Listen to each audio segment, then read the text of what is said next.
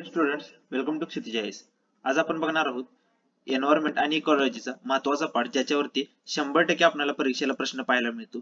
तो पार्ट म्हणजे food chain, food web आणि इकॉलॉजिकल पिरॅमिड. आजच्या लेक्चरमध्ये आपण फूड चेन म्हणजे काय, फूड वेब म्हणजे काय आणि इकॉलॉजिकल पिरॅमिड प्लस त्याचे टाइप्स, ठीक आहे, हे सर्व डिस्कस करणार आहोत. तर व्हिडिओ शेवटपर्यंत बघून घ्या. पहिला पॉइंट आपला आजचा आहे फूड चेन. तर फूड चेनची मेन ऑफिशियल डेफिनेशन काय? A food chain is the linear sequence of organism where energy and nutrients flow from one organism to another organism. इथे ग्राफिकल रिप्रेझेंटेशन तुम्हाला पाहायला मिळेल की सुरुवात ग्रास पासून होत्या. ग्रासला बाबा ग्रास ऑपर खाणार, ग्रास ऑपरला बर्ड खाणार, बर्डला स्नेक खाणार, स्नेकला ऑल किंवा इगल खाणार, ठीक आहे. किंवा हा त्याच्यानंतर ह्याची डेट झाली तर त्याला डिकम्पोज करणार आणि त्याच्यानुसार ही परत सायकल चालू राहणार, ठीक आहे. किंवा बरेचसे इथं तुम्हाला ह्याचे वाले पण फिश वाले पण ओशनिक फूड चेन पण पाहायला मिळेल. अशा बरेचसे फूड चेन आहे. आता याच्यामध्ये काय तर एकच सिक्वेन्स पाहायला मिळते, म्हणजे प्रोड्युसर झाला की बाबा त्याला प्रायमरी कंझ्युमर खाणार, नंतर सेकंडरी कंझ्युमर खाणार, म्हणजे आपल्याला एक सिंगल सायकल मिळते, सिंगल चेन मिळते. त्याला आपण काय म्हणणार आहे, फूड चेन म्हणणार आहे. आता या फूड चेनचे कंपोनंट्स आहेत. कंपोनंट्स मध्ये आपल्याला प्रोड्युसर पाहायला मिळतात, कंझ्युमर्स पाहायला मिळतात आणि डिकम्पोजर्स.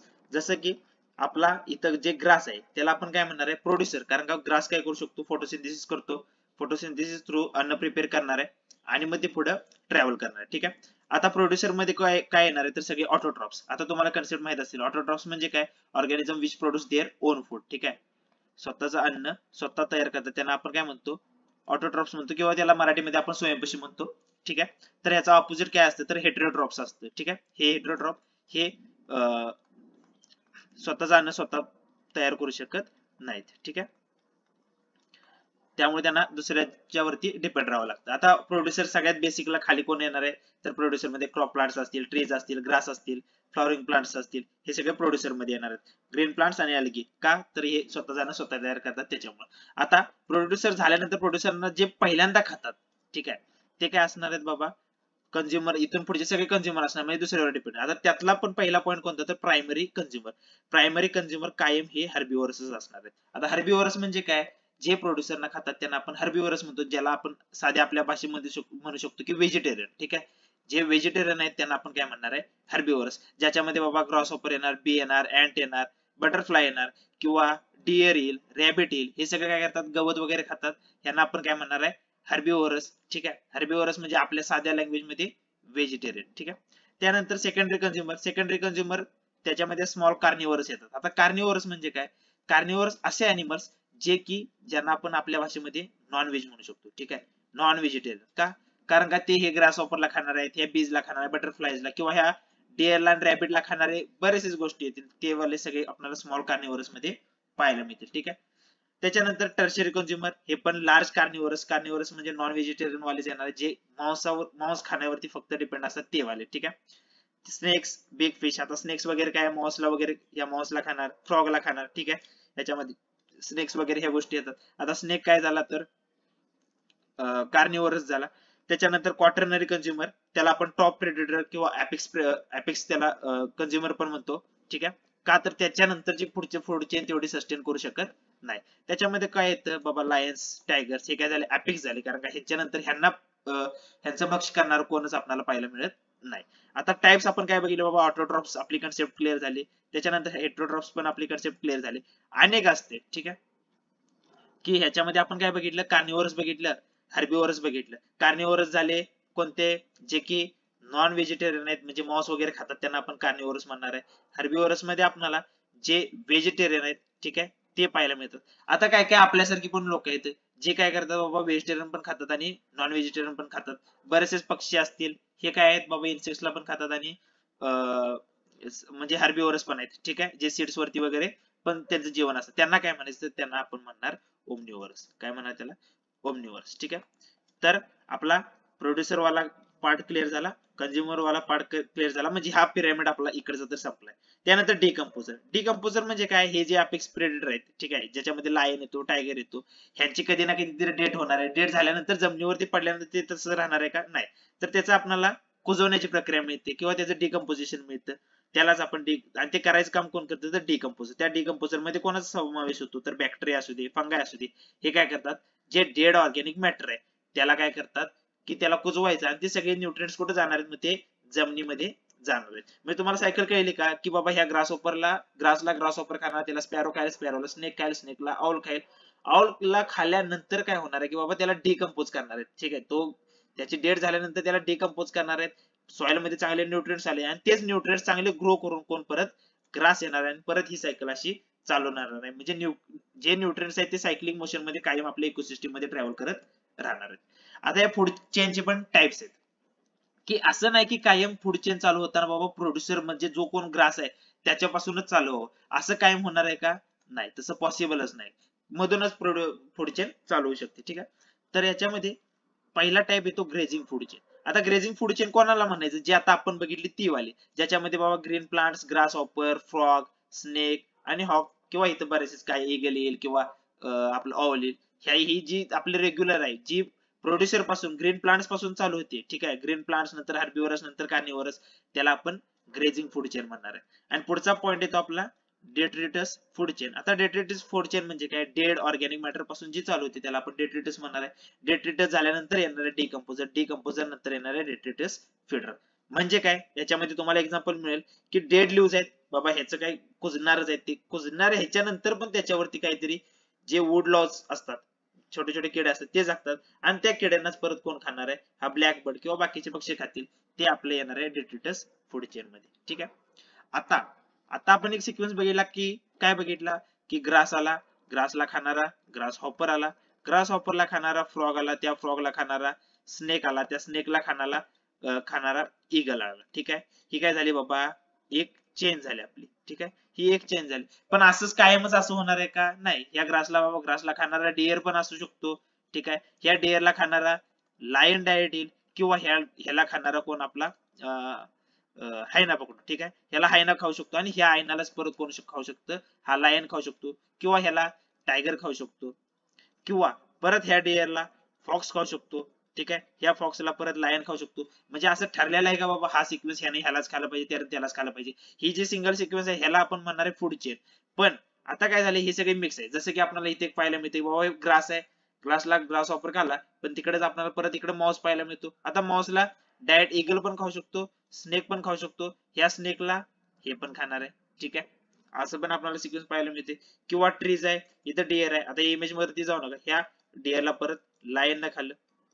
म्हणजे काय, ह्या सगळ्या फूड चेन काय झाल्या, ते एकमेकांच्यात गुंतल्या आहेत. ठीक आहे, एकमेकांच्यात गुंतल्या की त्याला आपण काय म्हणणार आहे, फूड वेब म्हणणार आहे. ठीक आहे, आता वेब तुम्ही स्पायडरचे वेब बघितला असेल, ते याच्यात कसं एकमेकांच्यात सगळं गुंतलेलं असतं, त्याला आपण काय म्हणणार आहे, फूड वेब म्हणणार आहे. तर आता डेफिनेशन बघून घेऊ. अ food web is network of interconnected food chains. वेगवेगळ्या फूड चेन्स एकमेकांच्यात इंटरकनेक्ट झाल्या तर त्याला आपण काय म्हणणार आहे, फूड वेब म्हणणार आहे. आता याच्यामध्ये फायदा काय, बेनिफिट काय, तर ऑर्गॅनिझमला कोणत्याही एका सोर्सवर डिपेंड राहता कामा नाही.